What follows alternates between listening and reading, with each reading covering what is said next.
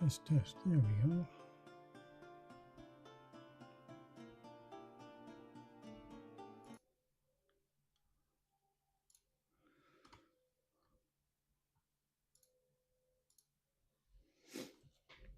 Hello, and welcome for those of you joining in. This is Homebrew Tavern Tales, and today we're doing a session on how to create a campaign. I will be doing a campaign which I have called the Iron March. It's something new. I have pretty much only come to the second session. So with that, I will just be trying to show you guys how to build a campaign. Feel free, chime in if you know what you want to ask questions, ask them. If you're a DM, feel free to jump in and tell me what you think. If you're a player and have questions, want to understand something, let me know. And for the rest of you, keep the conversations casual and ask questions if you got them. For now, let's jump in. Oh, and don't mind the noise in the background. I have more sound going on.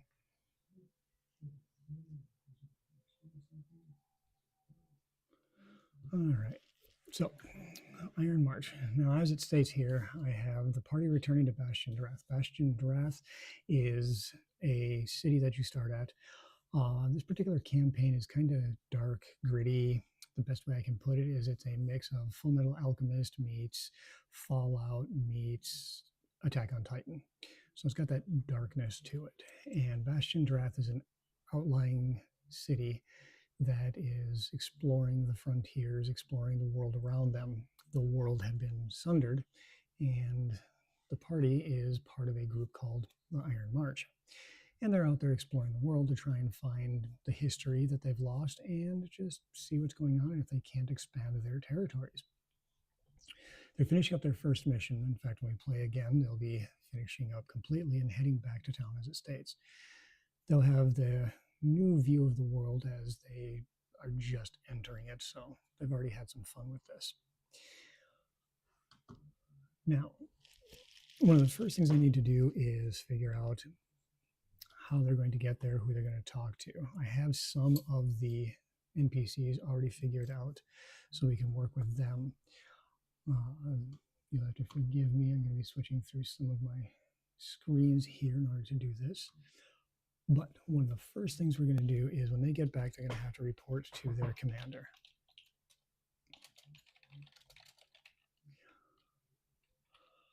Now with that, the party gets to choose how they want to explain it, what information they want to talk to them about, and whether or not they want to share all of the information. During their mission, they were also traveling with a automaton companion, or more appropriately, a Eberron Warforged. But I call them automatons for this particular campaign. And the automaton was their guide, was their trainer, as it were, on their first mission. So we'll see what happens from there. And I think one of the other parts that they need to know about here is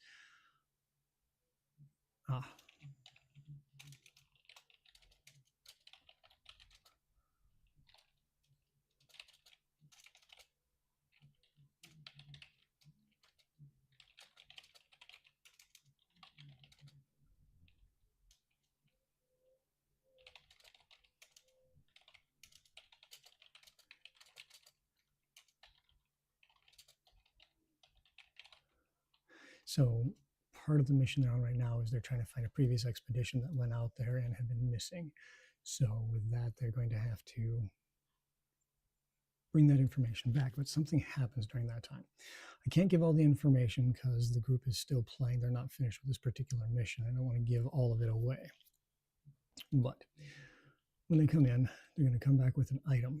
And this item is going to have a major theme to the rest of the session. So they're going to have to figure that out. So report to the commander, see what happens to the item that was created with the previous expedition, and their downtime. Do they rest? Do they train? Do they explore the city?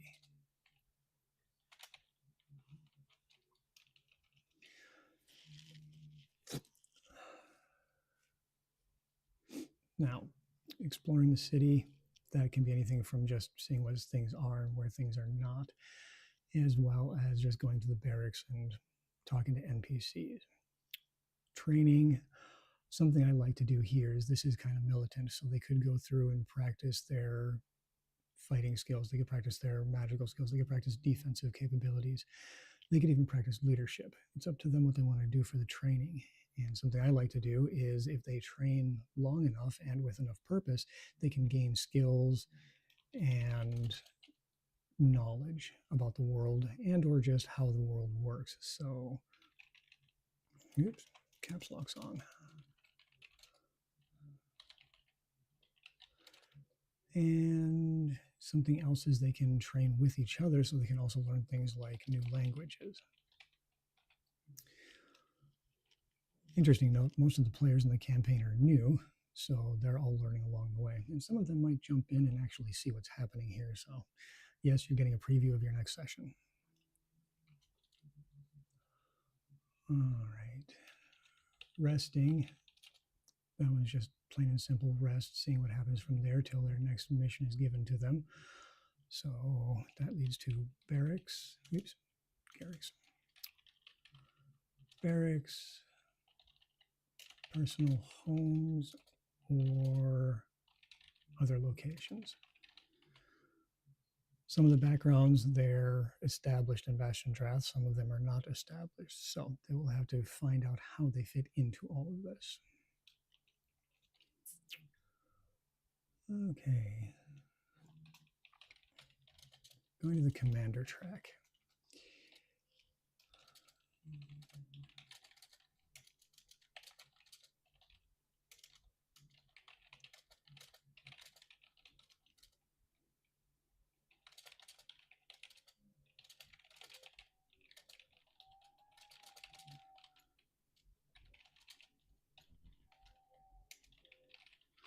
So commander is going to want to know what happened to the other expedition, as well as what happened in the ruins. So one thing about this particular world is there are ruins and they're scattered throughout. So think of it like Fallout, where you're going to find the vaults. In this case, not so much vaults, but just leftover remnants of a previous world before the world was sundered. And they're exploring these ruins to see what they can find. Some of them are docile, some of them are violent, some of them are just repositories of information. And others, the world is taking over and trying to assimilate or reform them. So he's going to want to know what happens there. See, a couple people have jumped in and said hi. So good to see you. Please drop questions if you have any. Something else here. Let's see. Ah, yes.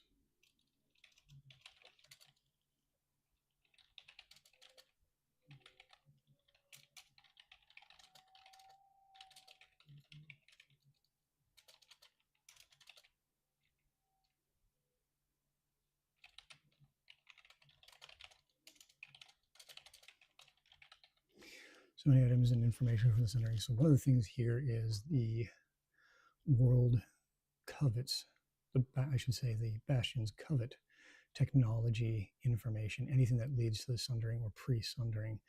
They are very tight-lipped and they choose what goes in and what goes out.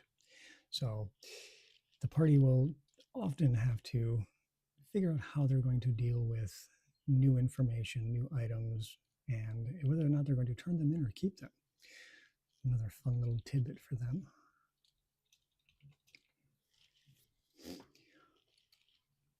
All right, something else that I have here is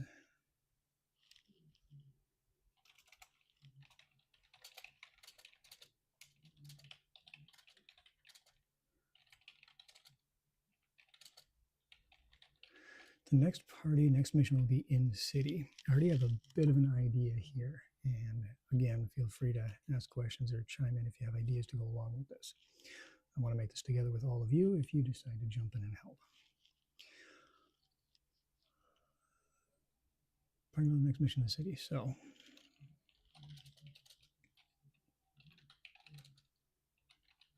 Uh,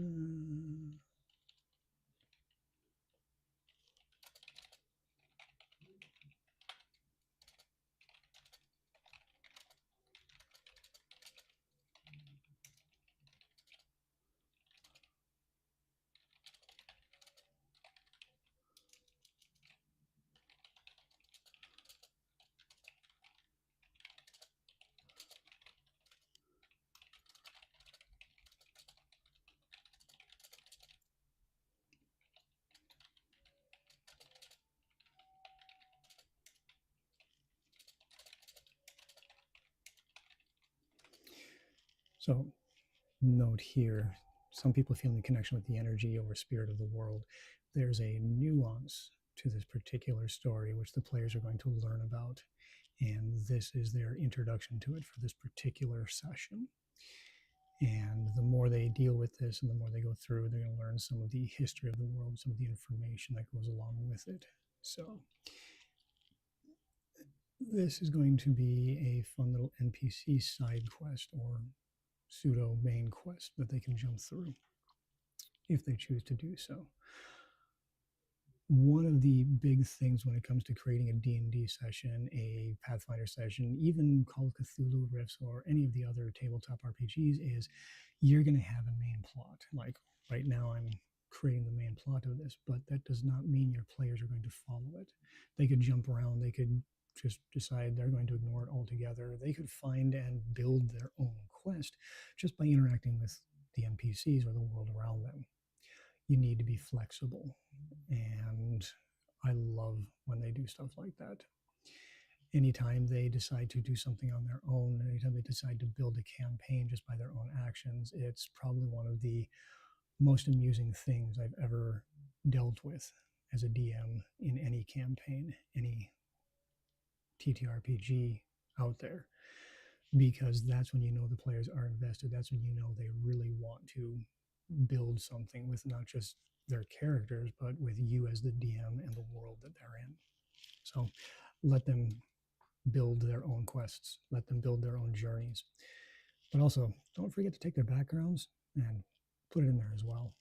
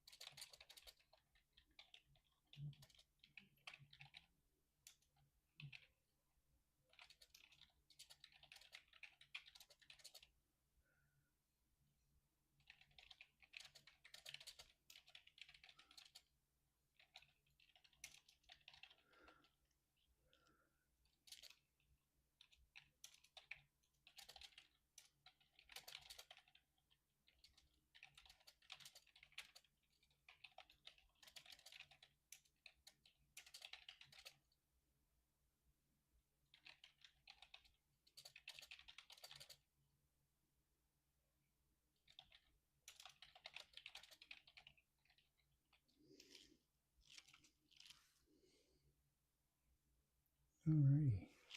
So this is an ongoing thing again. I wanted to make this so it's congruent with the timeline of the world. So this is not the first time this has happened, but it's the first time they're going to deal with it.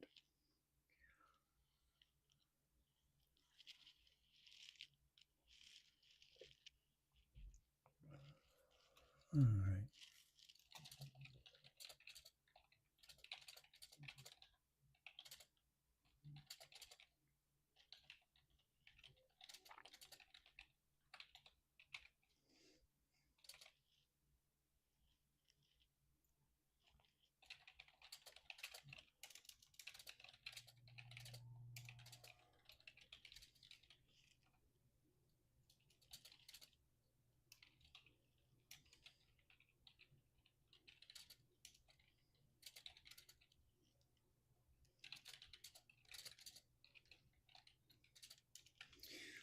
Now,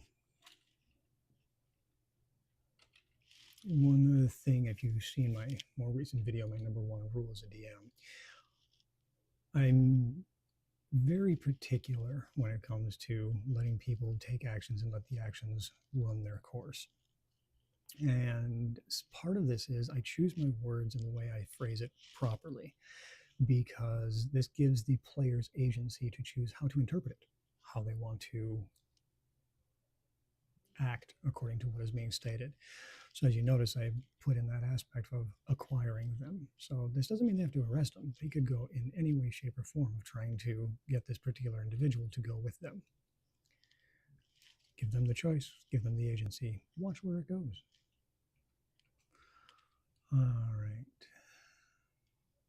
So this is a lot of writing that goes into this, putting your thoughts out there, writing a story, getting it going in that particular fashion. This is actually kind of boring for a lot of people when they have to watch it or they listen to it. But for some people, when you start thinking about it, you get into it, it gets to be real fun to imagine what they can do, imagine what you do in their place. So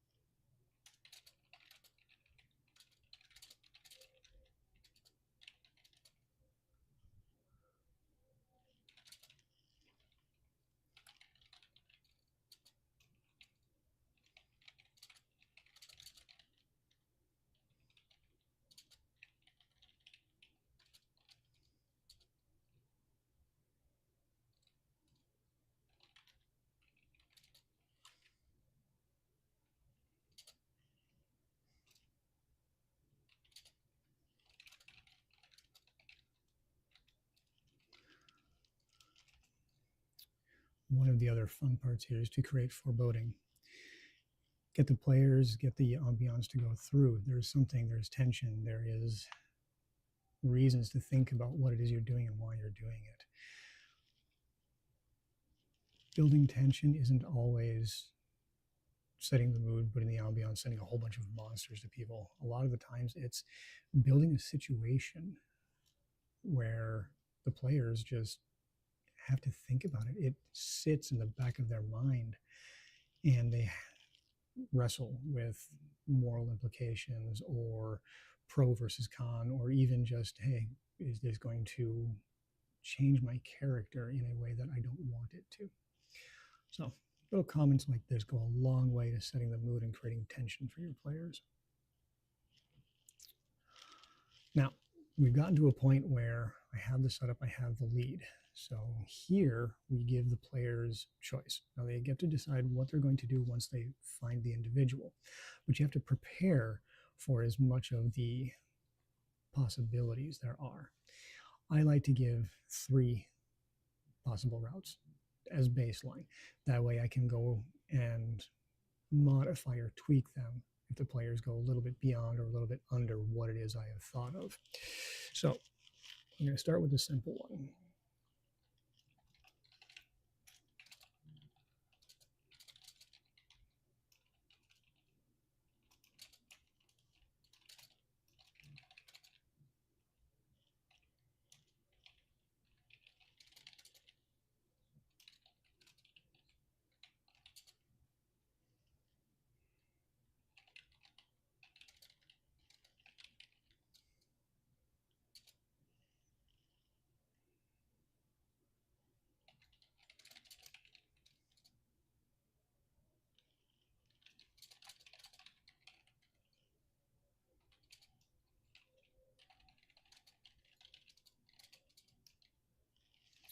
So option 1, simple one. They just follow orders to a T. They go in, they grab the NPC, they bring them back. Number 2,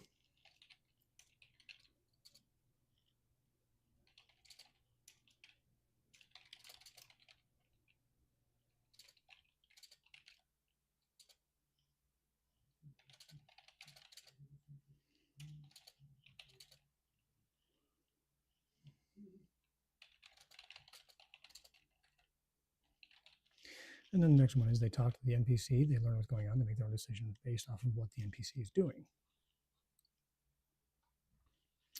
And number 3,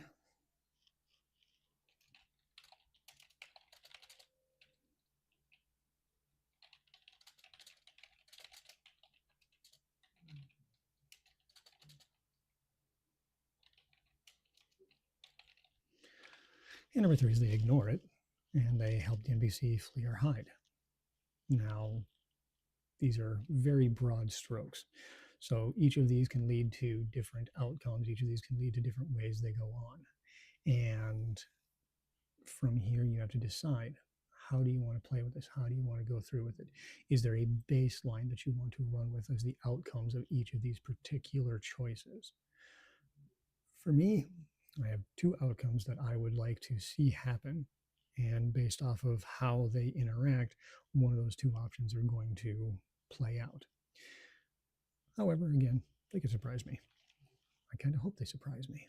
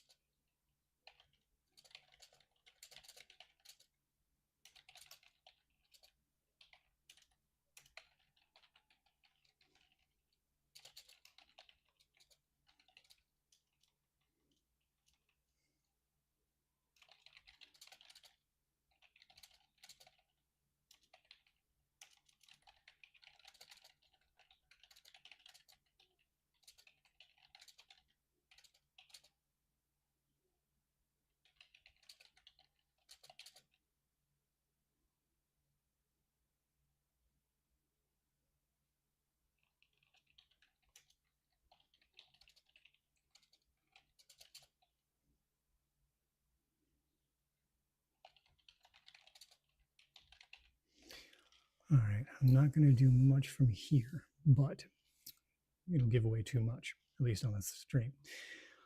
Something I have going on here is option A, everything goes the way it is, and the player comes back. Old lady leaves them hanging with a moral gray zone, just saying, at least he came back.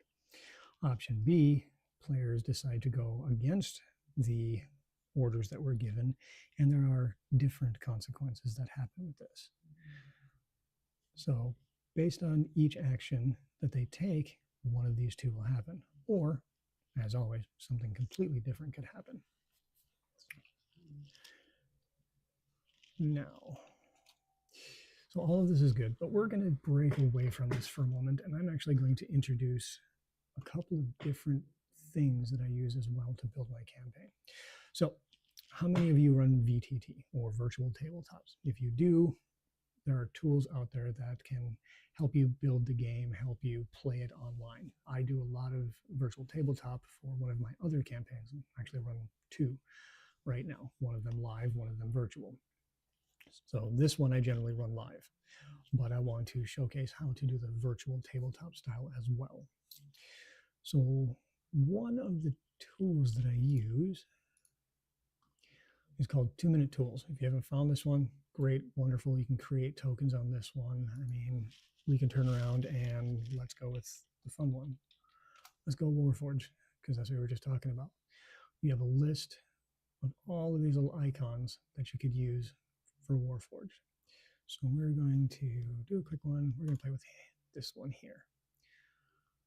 Click on it, and then you can come here and change all of the colors you want to do. Line art, shadowing, even the eyes, outfit. So we can change the scale, and you can watch it in real time, I should say, of how the colors change. Even details, we can turn around and change the way they look.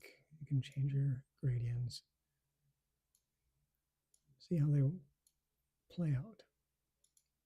Even accents, we can turn around and play with this as well. It's not quite right.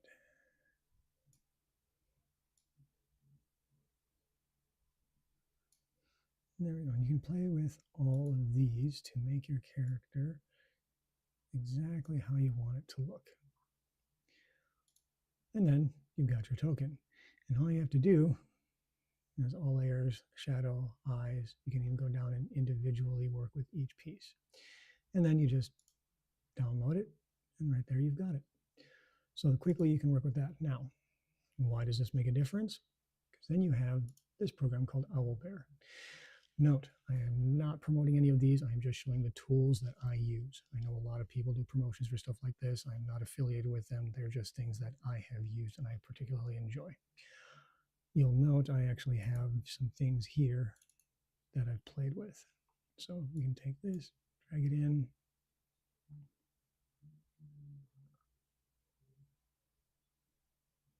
Oop, I forgot I took care of that map.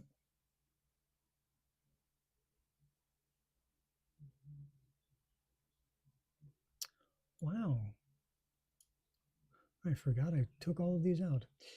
Also, these are subscription based, so if you don't have the subscription, you're going to have limited space to work with this. But right here, I've got a map that I have my players building on, and I use it for Owlbear. And then you can take those same tokens down here. You can go through a bunch of the different tokens. So if we go to characters, monsters, I can turn around and grab myself in Etten if I wanted to, and there we go. Now I got a monster to play with. And you'll note down here, I've already got the group in here. They're in this little area. But it even has Fog of War, which is really nice because you can open it and close Fog of War through your tools over here. You can draw lines. You even have measurement tools. So if you need to figure out what your spacing is, you can do that. Pointers, so you can see where you're at on the map, circle things if you want them to see it, and even type and undo things and such. So very fun little tool to play with here. 2-minute token generator. Now, something for all the people out there, and this one, I am enamored with this particular program that I use to build this. This is actually a JPEG that I exported from a different program for the dungeon here and here.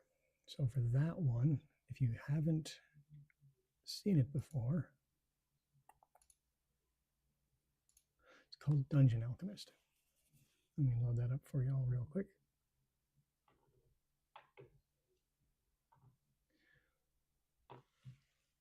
So you've had a few more people stop by. Feel free to say hi whenever you want. Okay, right here I've got a completely blank map, and you have all sorts of tools here. I mean, you can draw rooms, you can do individual removing rooms, you can edit rooms, you can do all that. You can create all sorts of things. So let's just go with the village real quick. Let's go with town square. And you can even come in here. This is just basically a blank floor. You can add in doors, windows, walls, lights, and even just objects. So if you were to click all of this on and you just want to read a quick map, you'll see in the bottom corner here, it says 18 by 15. That's the size of the map. Each one of those is a 5 by 5 square, so one placement for a mini. So let's go with a 20 by 18. Once you create the space, you can click the checkbox and it will generate. And it generates everything that's in here. Now, this one doesn't have a whole heck of a lot in there, which isn't a problem. But the reason why I point this out is it's already got the walls, it's got the door, it's even got certain items in here.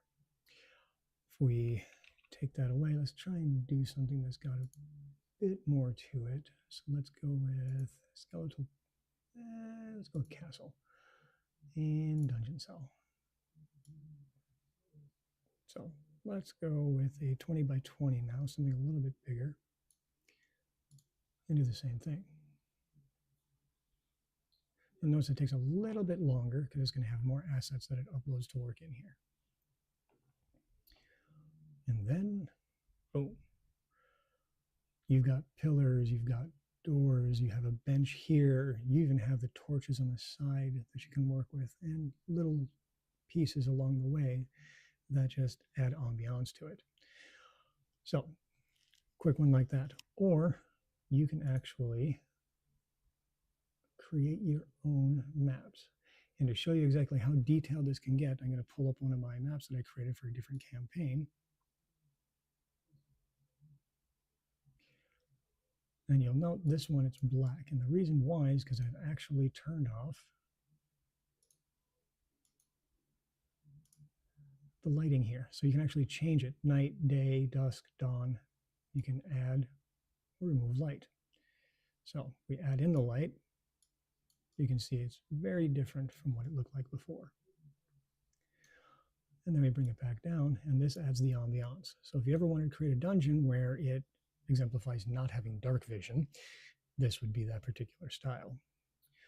Now, I'm going to show you one of the biggest features of this particular program that I truly enjoy, and that is this little thing right here. You can toggle view mode.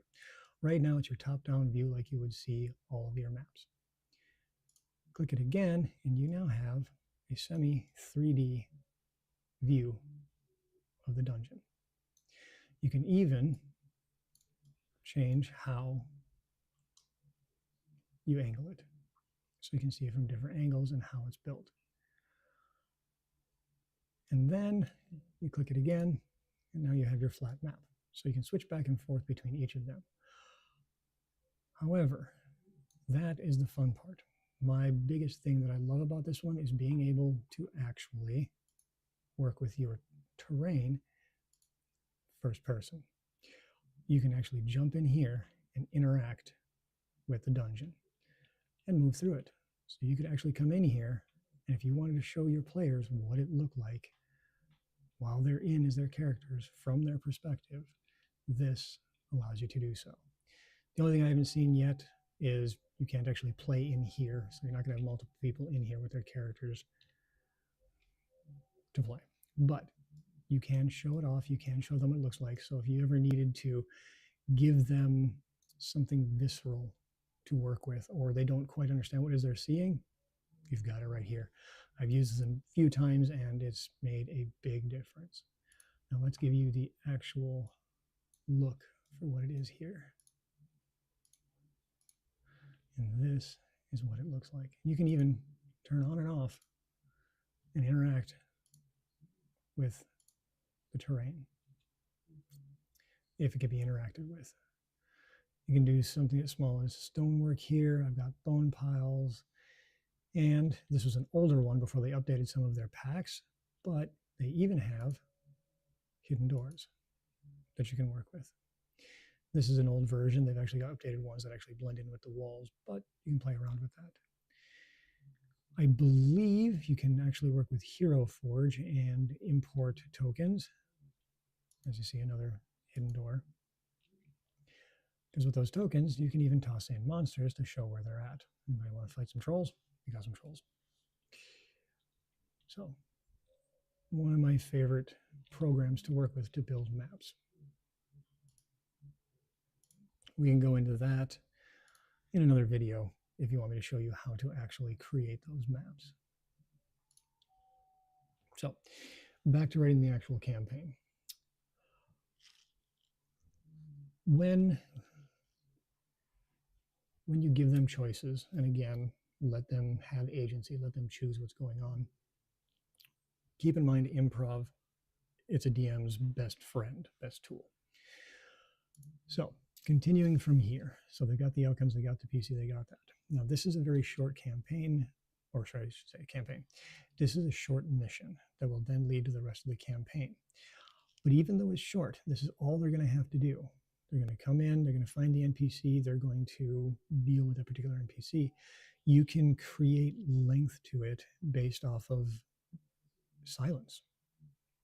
Something I did in one of my other campaigns is I put them into a situation. And this particular one, I'm trying to think back where it was. Ah, yes. They were in a town that had been destroyed, and they came across the remains of the people who had lived there. And once they came across the remains, I told them what it looked like. I gave them the situation. I told them sounds, smell, what the world was like around them, what they saw, down to some details that were important. And then I just stopped talking. Silence provided them a chance to just respond, react, to absorb what I had just stated, what it is that their characters are seeing, to internalize it. And with that internalization, they spent a good 20, 25 minutes role playing between their characters what they were going to do, how they responded, what they felt to what it was they had seen in that particular moment. And it created a lot of personal investment into that particular part of the campaign. And this is the investment, this is the agency you want to give your players, because the more that they invest themselves into it, the more they're going to want to continue to play. So with this particular setup, yeah, it's not a lot that I have to work with. So now here comes the fun part. Where do you build drama? Where do you build that connection? How do you draw people in to the story with something like this? So this is where we have, rather than quest hooks or mission hooks, you have emotional hooks. This ties back to knowing the players, having their background stories, knowing their alignments, knowing their racial or political influences based off of who and what they are in the session. So with this, the players are considered low caste. They are peasants unto royalty, basically. So one of the emotional hooks here is similarity.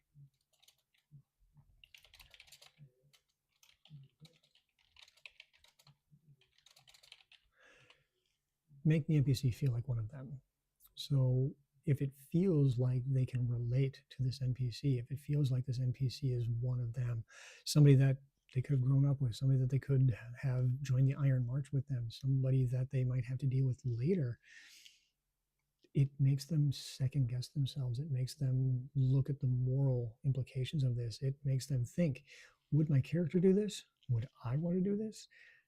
And then they get to play from there. It creates that emotional attachment to what's going on.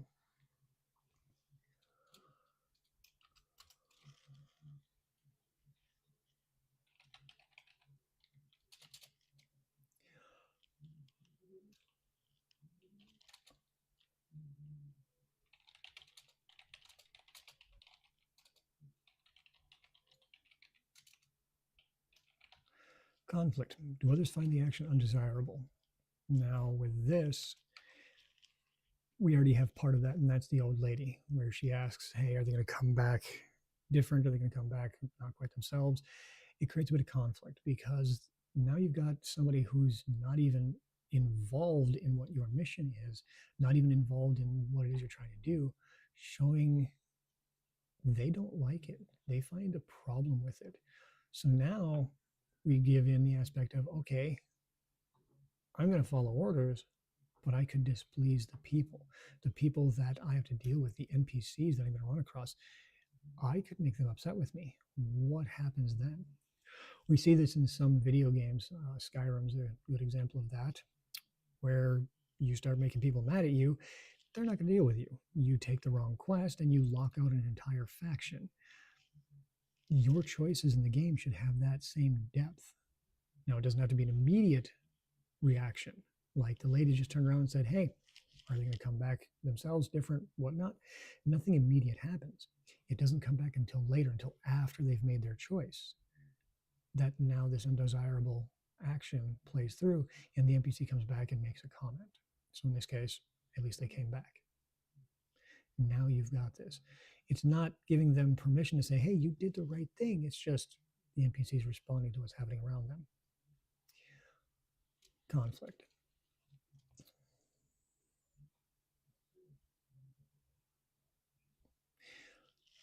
one of the other big ones here. I mean, similarity, conflict, and now we get to have the other one, and that is desire. Now, desire is a really weird word to use here, but this comes down to what do the players desire? What do the players want? And this comes to you as the DM, GM running the game. You need to understand what it is that motivates your players. Okay. You hear a lot about this with murder hobos, or you hear about the common trope where bards are nothing more than seduce machines, or even just the aspect of you have the paladin who's always righteous and going, we're going to save everyone. But you also have the aspect that even if they're playing those particular characters, there's a motivation, there's a desire, there's something they want to accomplish with that character. Understand what that desire is. And from here,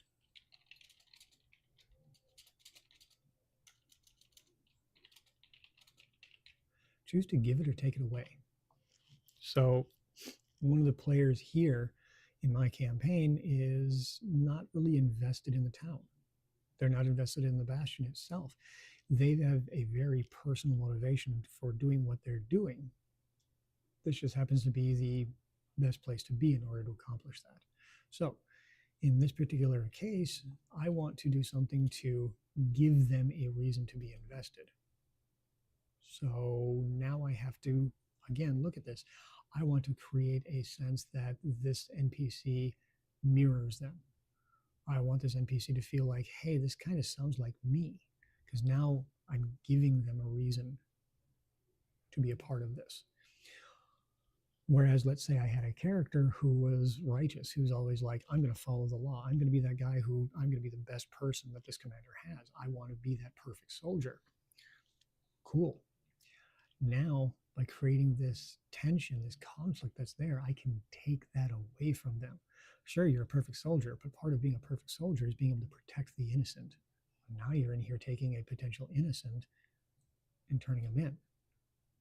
What do they actually do wrong? You don't know. You were just told what they did. You don't have the information. So now I can take away that particular side of their character and create that moral ambiguity. So give and take, desire. These are the emotional hooks that you can play with any of your particular missions that you send your players on, any quest that they're on, or even any hook that you want to put in there to get them to move forward. So with this, the next part is I want them to stay in town. I want them to be around. And there are a few NPCs that I have involved in here. And again, I built these NPCs first because I wanted to have the base NPCs. So I've got the General Smith, I've got the Smithy, I've got the Tavern, I have the barracks, I have the command center. I have all the places that they absolutely need to be in a place like this for your needs, your basic needs. But then I wanted to build on that. I wanted to create something that was special for this particular bastion that fit their particular characters because they're all here and now. I want this place to stand out to them. So I've created 3 NPCs. They're not core, but they definitely play a role. And depending on how the players interact, again, we get give and take from those particular NPCs.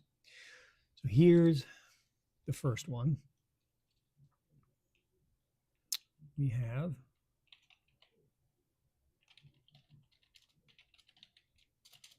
Backstreet's Tavern. This is a good place for information and also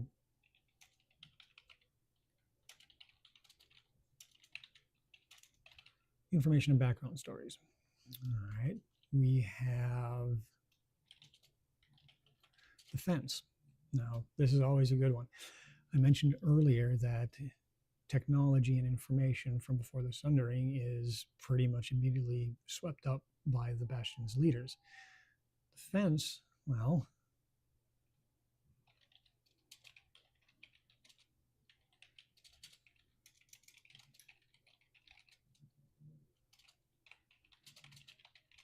pre-sundering information and technology, buy and sell. And the last one, because of how dark it is and how gritty it is, as well as this is a mostly militant location, people need a place to unwind. So I have, and yes, this is going PG-17 plus, but I have the parlor. Now, the parlor is a very nice way of stating a place in which you can find company for the evening. And you have a matron. Now, the matron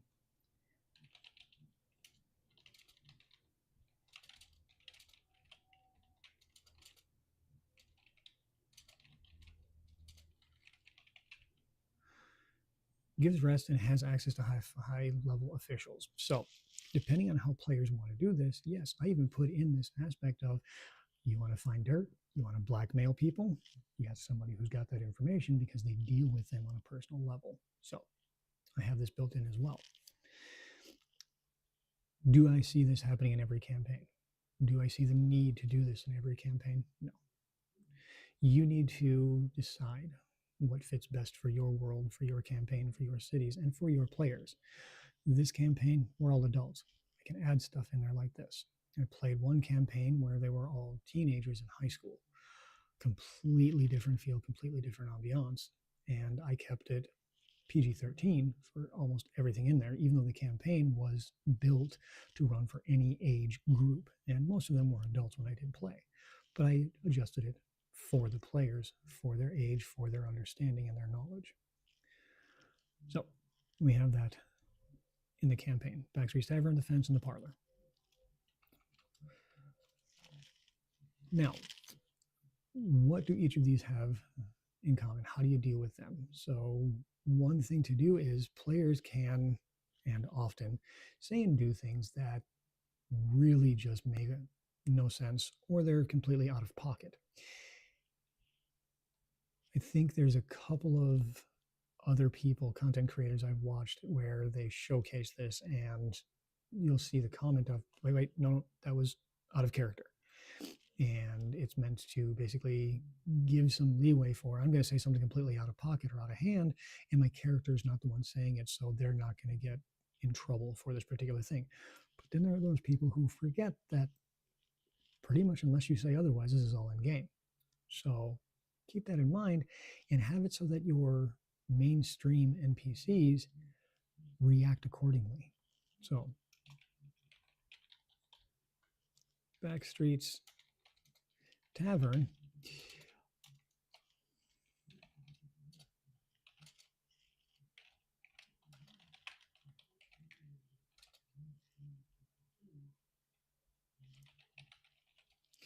so Backstreet's good equals calm, respectful, and paying.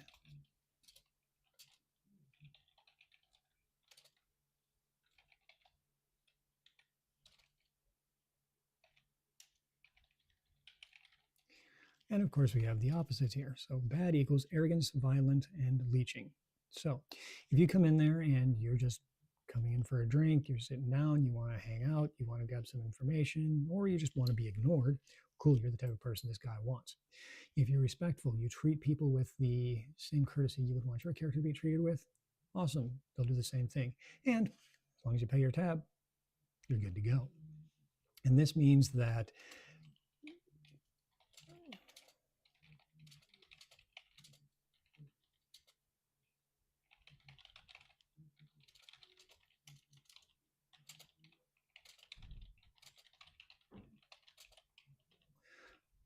they'll help, they'll give information. If you can spell information properly. I am doing a lot of typos today. But on the contrary,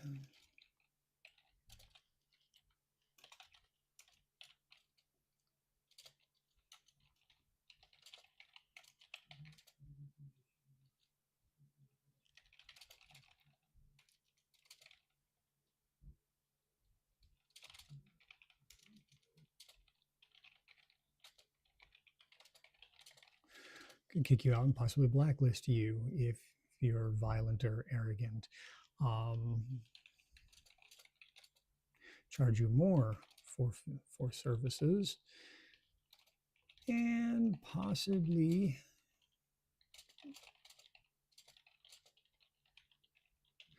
turn you into your superiors for certain actions and other things that you might do in the campaign. So these are things that can happen with this. Something else I want to note, any of you watching this, coming back through, seeing this, these are all bullet points. I haven't written things exactly how I want them to be stated. In fact, if we come back up here, we'll just go through from the beginning. 3 notes: party returns a bastion draft, news about their information, a new view of their world. Bullet points. Commander, report to him what happens. Bullet points. The reason I do bullet points, and there are certain aspects where I will go a bit more into detail, right here, party will have their next mission, a bit more detail.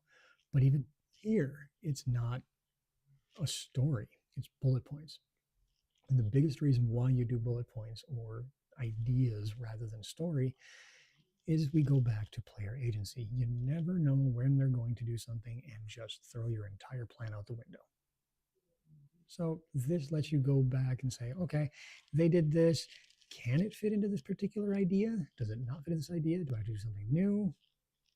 And that's why it's bullet points. You can figure it out along the way.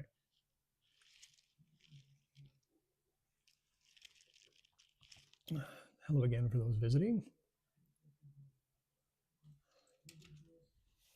All right, so then we have the fence. Good equals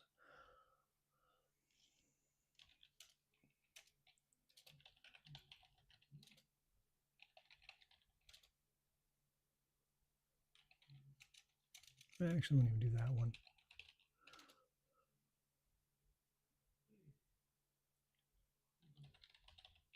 All right, good equals secretive, honest, and vetted. So if you think about this, this is somebody doing something illegal. So one of the biggest things is they don't want to be found out, so you got to be secretive. Though they are doing something illegal, one of the biggest things is the idea of honor among thieves. Hey, Montemore, glad to be here as well. Glad to be live. But yeah, being honest, because he will know what the value of the information or tech is, or at least he'll have an idea of what it should be. And if you try to either fleece him for money, trying to say it's worth more than it is, or you try to gouge prices when you're buying something, he'll know and he'll keep that in mind. And then, of course, vetted. If you're coming in off the street and he don't know who you are, more than likely he's going to either hide what he truly does, or he's going to pack up shop and disappear on you.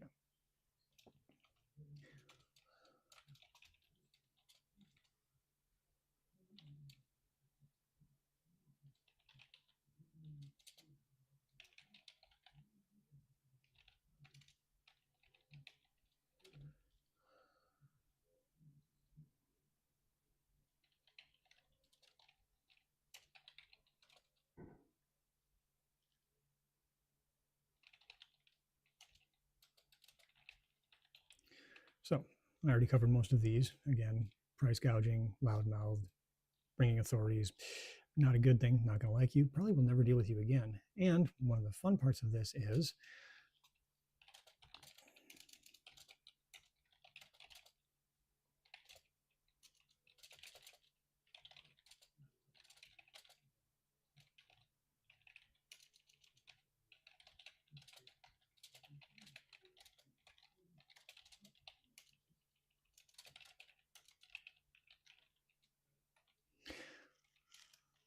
if you feel that he's threatened, business, pick up shop, move, disappear, you won't find him again.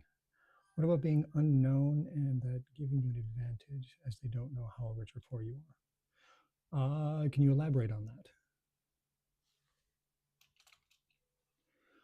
And the parlor.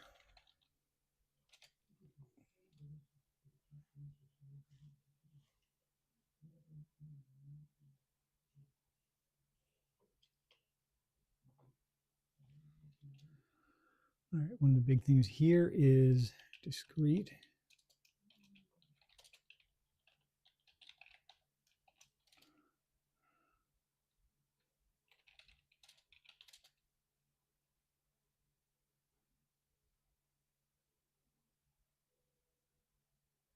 So discreet, not specifically secretive, but discreet, meaning you just don't blab what's going on or tell everybody what's going on in that particular fashion.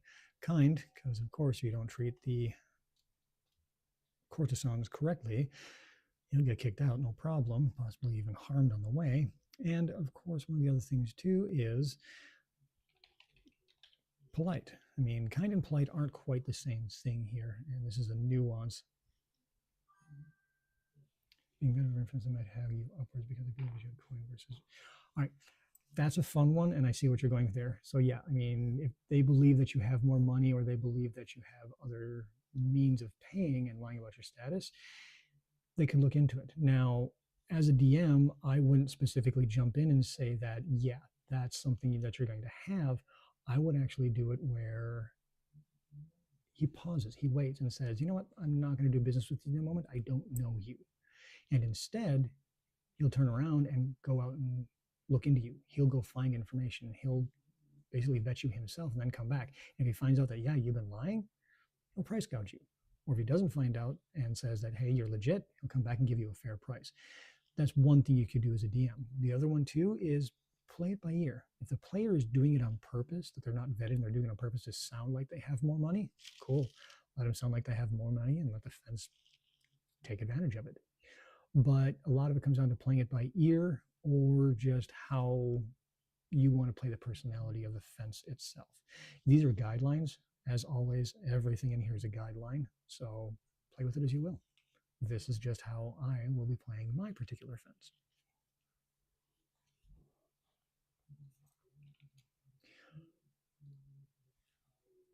So one thing here, again, going back to kind and polite. Kindness is how you treat someone. Polite is how you hold yourself.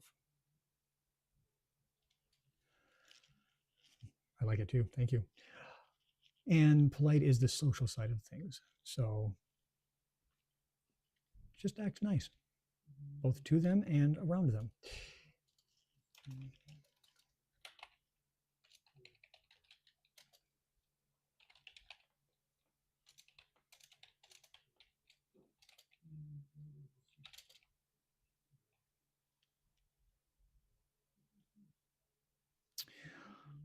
Always fun trying to pull up the thesaurus in my brain to figure out which word I want to use here. But the bad one, of course, violent, pushy, and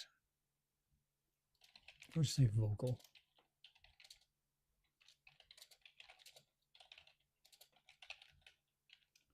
Basically talking about the business, what they do there, and how they interact. So they want to keep it discreet. Like I said, the fun one here is matron gives rest, but also has access to high-level officials. If you're not discreet and you start blabbing your mouth, you get cut off real quick and potentially have other problems because you got to think if they have access to these high-level officials, then they could make your life more miserable because you don't have access or you're treated unfairly or you just have a bad rep and people know it. Bastions aren't exactly sprawling metropolises like they could be, but definitely word gets around. All right, so now we have that. So we're going to build a bit more here. Knowing your players, I said this earlier about building your NPCs and other things around your characters. So one of the things here is one of the characters I have, their background is they used to drink a lot. They were an alcoholic, and it caused problems. So player A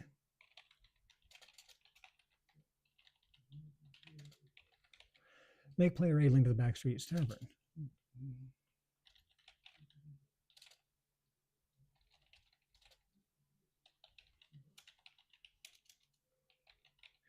Making sure that they were regular, they're known there, they've got a history.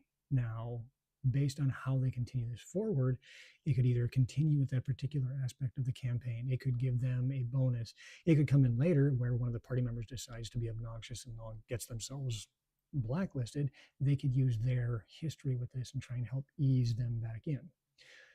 But that gives a link to that as well. Okay.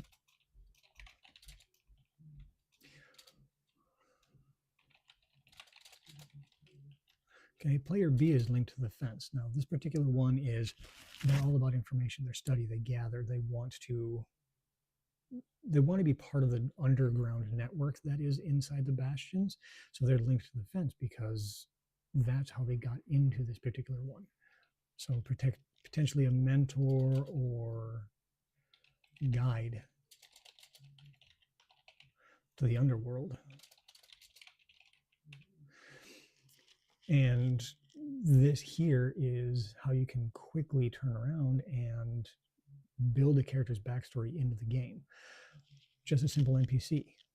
One aspect of the character is, hey, they were an alcoholic. Cool. How does that play into this? Boom, you got a backstory tavern.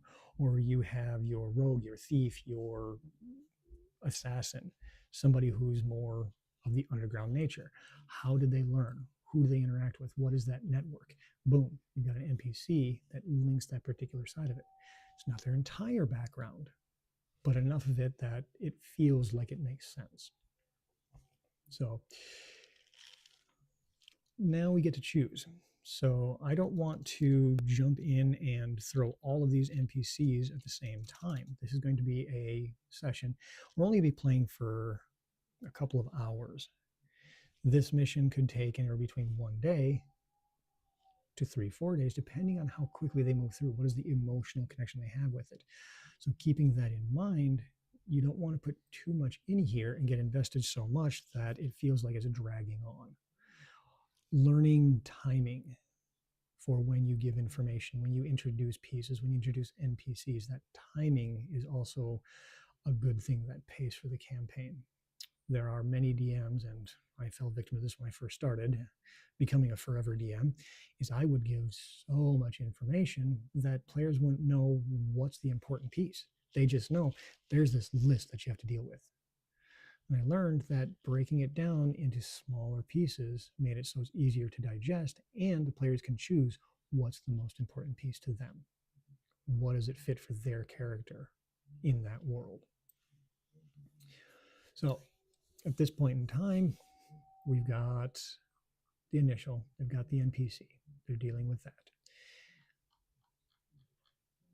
That could be done immediately. Now, once they're done with that, there needs to be a layover period, a time frame between when the NPC is dealt with and when their next mission or quest is from within the game.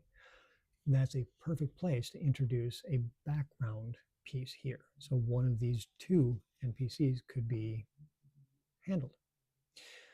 And I think I'm going to use the fact that you asked a question about the fence, and we will actually make it so the fence is the one that they deal with this particular time around. It's the first NPC they're going to meet that is not a typical NPC within a town or a village. Now the question comes, how do they meet this NPC? What would their reason be for meeting this NPC? Agency again. I'm going to say this a lot. You'll hear this in many of my videos. You'll hear this throughout my lives. But player agency. You want to give them the chance to decide if they want to be a part of this. But in some situations like this, you want to make it almost so tempting or so blatantly obvious that it seems stupid not to make that decision. But at the same time, you want to make it feel like they still have that agency, because they do. They could turn around and no matter what I toss their direction, they could say, you know what? Nope, I'm going to go do that. Cool, let them. But let's build this introduction for the NPC, the fence.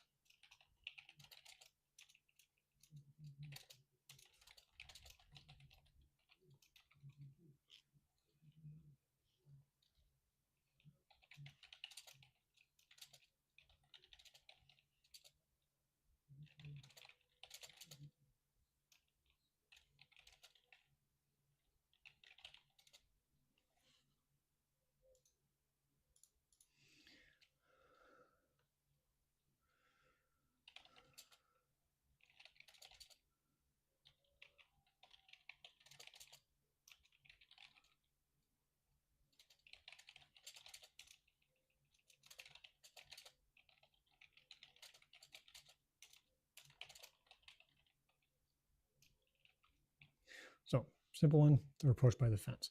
Cliche, simple, straightforward. You don't always have to have something flashy in order to get them to be involved in the campaign. Sometimes the simplest thing is the easiest way of getting things started. One of my most predominant campaigns that I run, the very first thing that happens is you are mercenaries that are coming in on a caravan that you helped protect. Straightforward, simple, cliche, it's a trope, but it's so simple and so useful that it doesn't matter how new you are or how old you are, it makes sense. Now, this campaign is older than Skyrim, so no, I did not take it from Skyrim. All right, so Fence shows up, starts talking to him.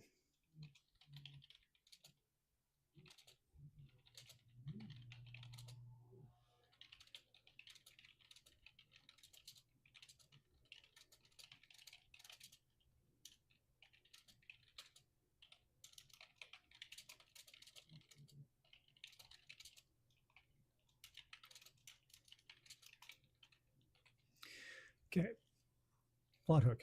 Simple, straightforward. Cater it somewhat to the character and what their playstyle is. So in this case, offer to buy information from their last mission. Offer to make them a regular since player B is now part of the Iron March. It is well known throughout Bastion Drath and actually most of the Bastions that the Iron March is the group that goes out to hunt the frontiers. And more often than not are the ones that come back with pre-sundering information or items. So the Fence, always in the know, realizes that their potential protege, or at least the person they introduced to the underworld, is now a lucrative business partner.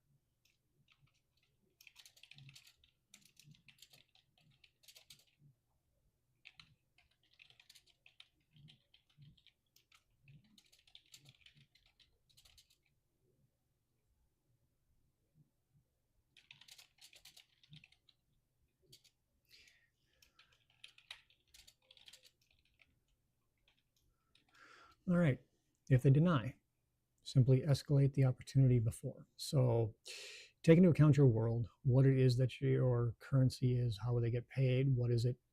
Is this a high gold value, high magic value style world? Is 1 gold considered a month's worth of pay for the average person, or is it 2 months worth of pay as a person, or is it a week's worth of pay for a person? So in this particular case, increase incentive means increase that particular one. And now it doesn't always have to be money. It could be other things too. He is a Fence. He has access to this pre-sundering tech, pre-sundering information. So he could offer to share that information of equivalent value if necessary. So increase incentives. So make the offer. So the first part is, you know what? You're part of the Iron March. I've been keeping an eye on you. I know what you're going to be getting into. Now I have the perfect opportunity for you since you're out there and I helped you get to where you are. I offer you this. I will give you a minimum of 5 silver for any piece of information you get. And of course, market value minus my 10% cut of any technology you bring back. That's the initial offer. Let's say they say no.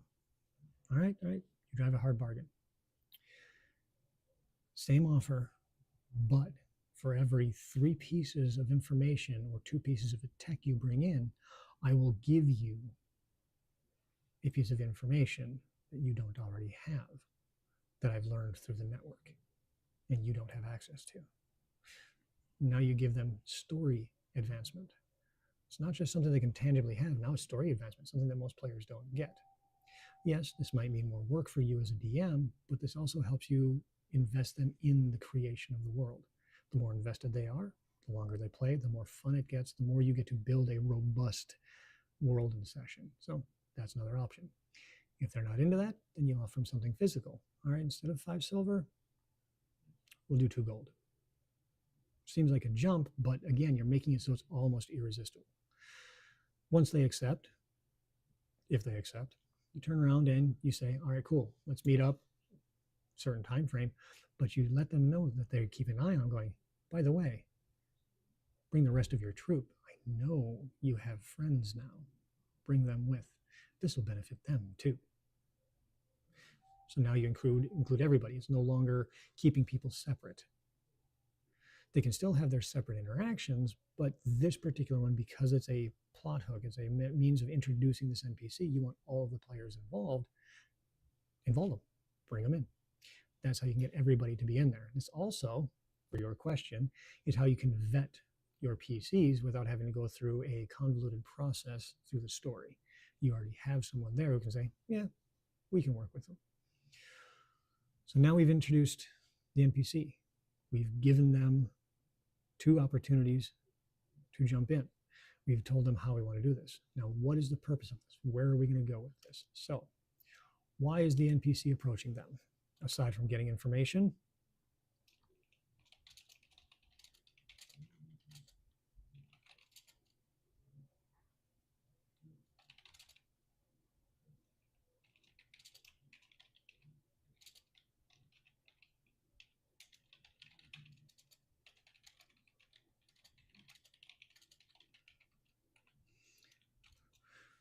Vince has heard about other Iron March expeditions being lost more than normal.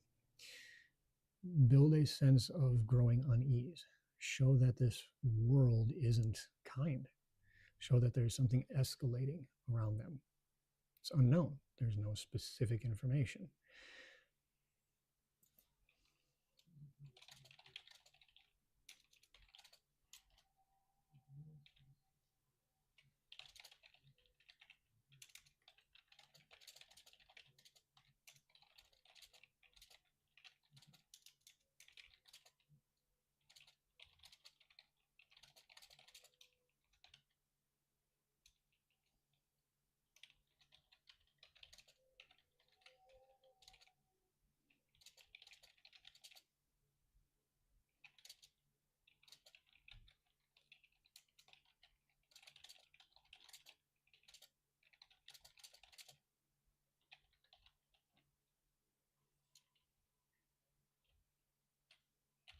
Okay, so now we give them the little bit more. They want to know more information. They want to see what's going on. They want to say, hey, I've got this information. You don't want to give them a lot.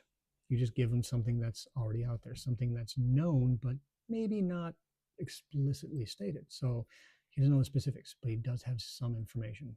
2 were lost to the Vern Green, 1 was lost in a sanctuary, and another was lost to the rivers. Okay. This doesn't mean a whole heck of a lot to the group because they haven't dealt with some of that. Now, the Verdant Green, they're definitely going to understand because they've dealt with it. This is something they're dealing with in their current mission. So they can attribute it to it and go, oh, that makes sense. We just saw what happened to the previous expedition while they were part of the Verdant Green. So now you can tie it in. There's a recollection, but then there are 2 pieces that they don't have knowledge of, but they're now referenced to it. You're building the future. You're building suspense. You're building the knowledge of the world around them, giving them the idea this is more expansive. It's not this small little bubble. There's a lot more going on.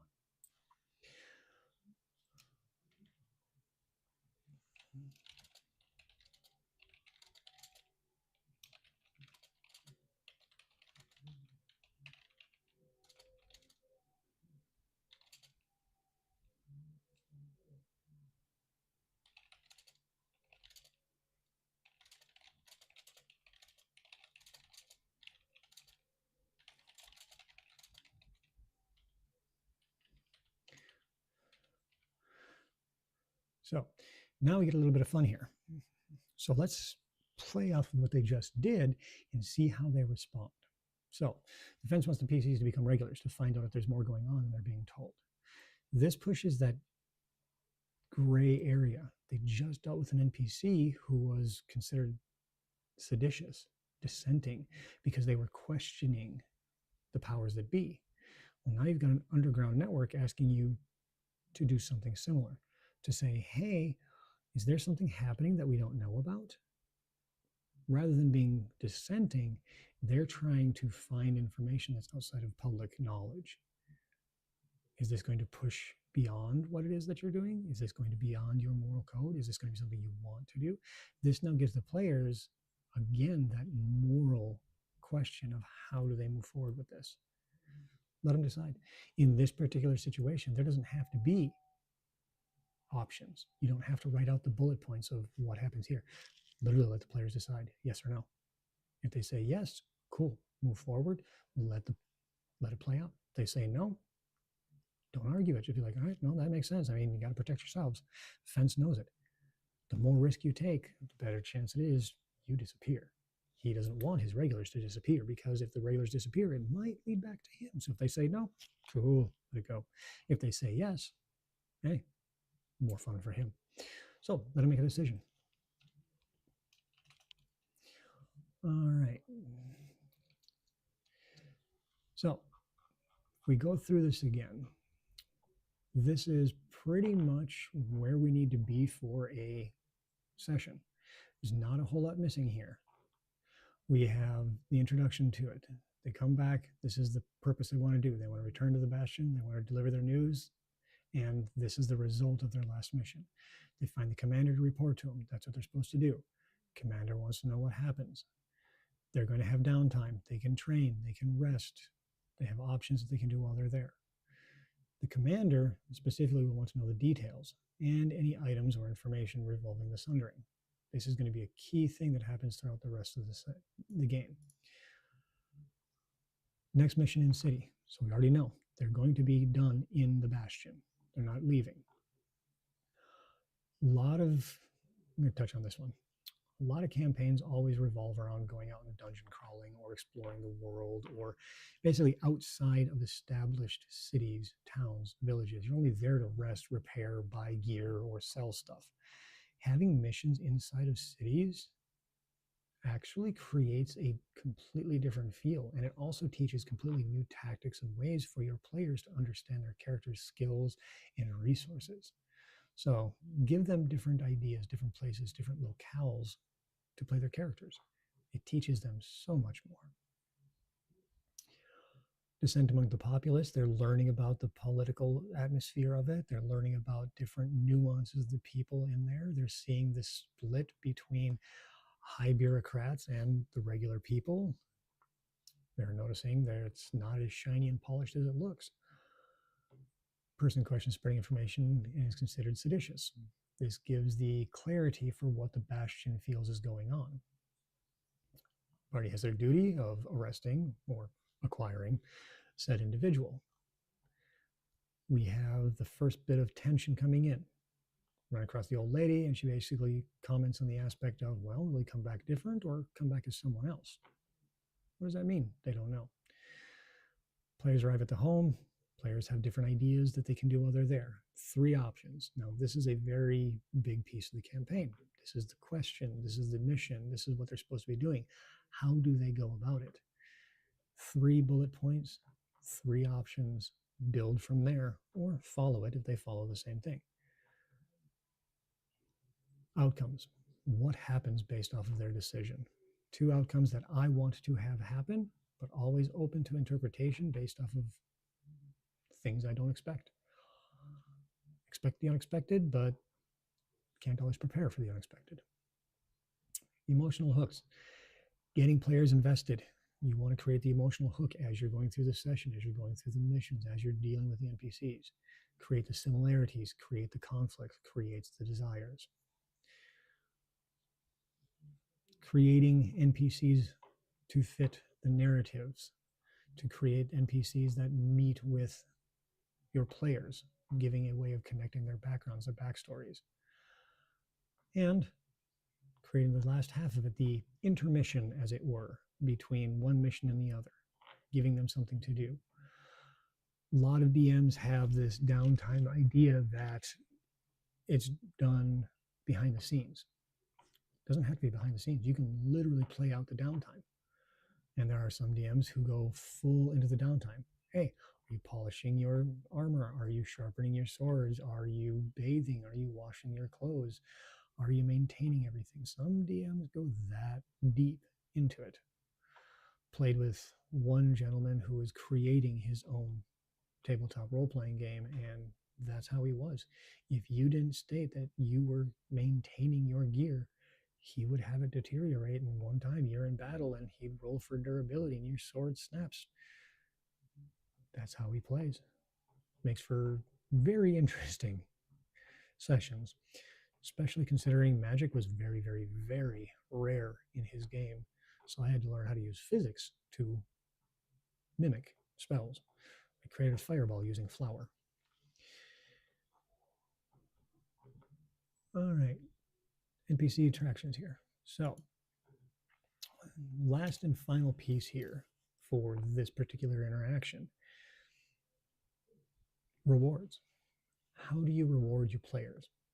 They're not in combat, they're not fighting. You're not doing it based off of a challenge rating. You're not doing it based off of your typical XP charts.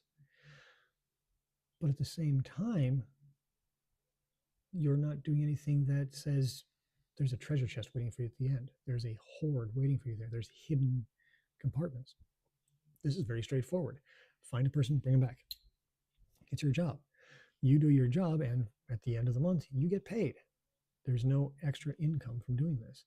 Talking to the fence, it's not an immediate payment for saying yes or no to doing what they ask. None of this says you get rewarded now. And that's okay.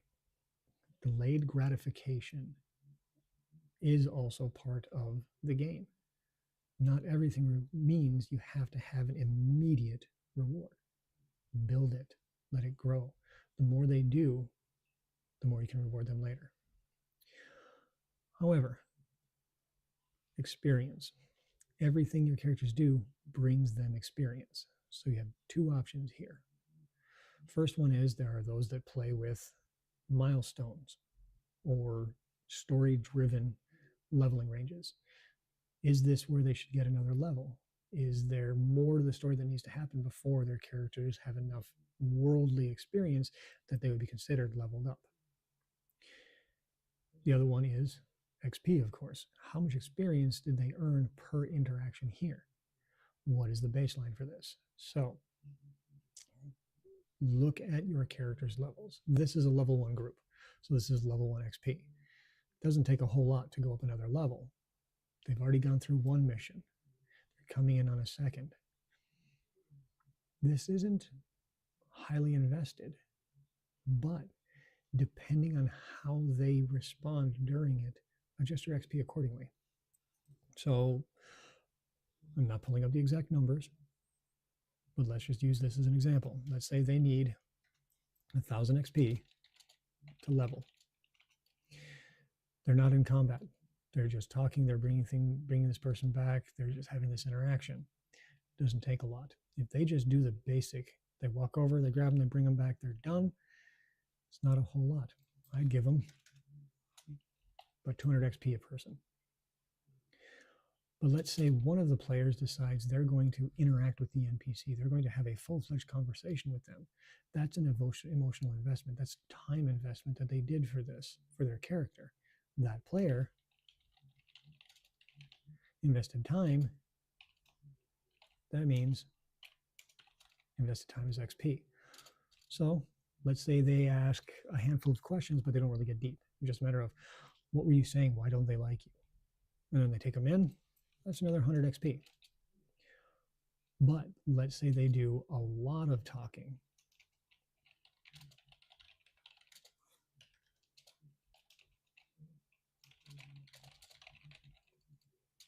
So they do a lot of talking. They try to actually understand them. They go into depth. They figure out a lot of what's going on here. Absolutely. Double the XP. Let's say a player decides to investigate before taking action. There's 100 XP right there. Just because they looked around. The more they do to interact with the missions, the more they do in order to interact with the world around them, they should be rewarded for doing so. So yes, if they do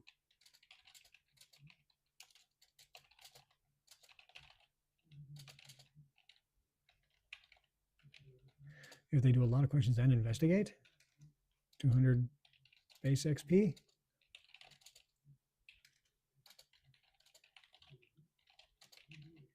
Interaction based. So that's 500 XP throughout this entire session. It's half a level.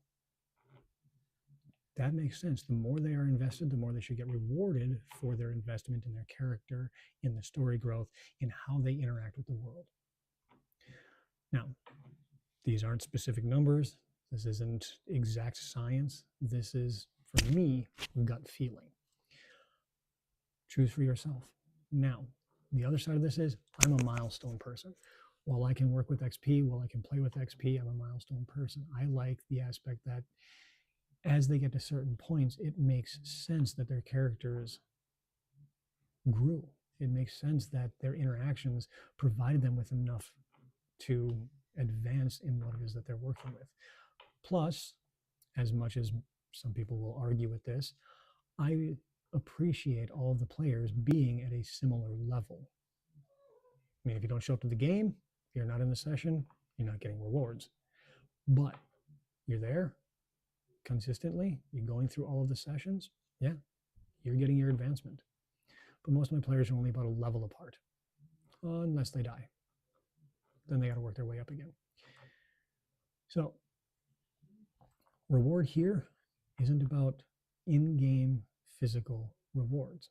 It's about experience, and it's about growing the world. Later on, 2-3 sessions down the road, when they bring something back and they go to the fence and they're like, hey, guess what? I got this for you. Then they see the reward from saying yes to the fence. When they finish up their missions for the bastion at the end of their cycle, whether it be weekly, bi-weekly, monthly, they get rewarded for continuing to be part of the Iron March. Delayed gratification. But they'll get things along the way while they're doing their missions out in the world. They go into a sanctuary, they can find items. They combat monsters whilst they're out traveling. They can get things from there as well. There will be chances to gain rewards along the way.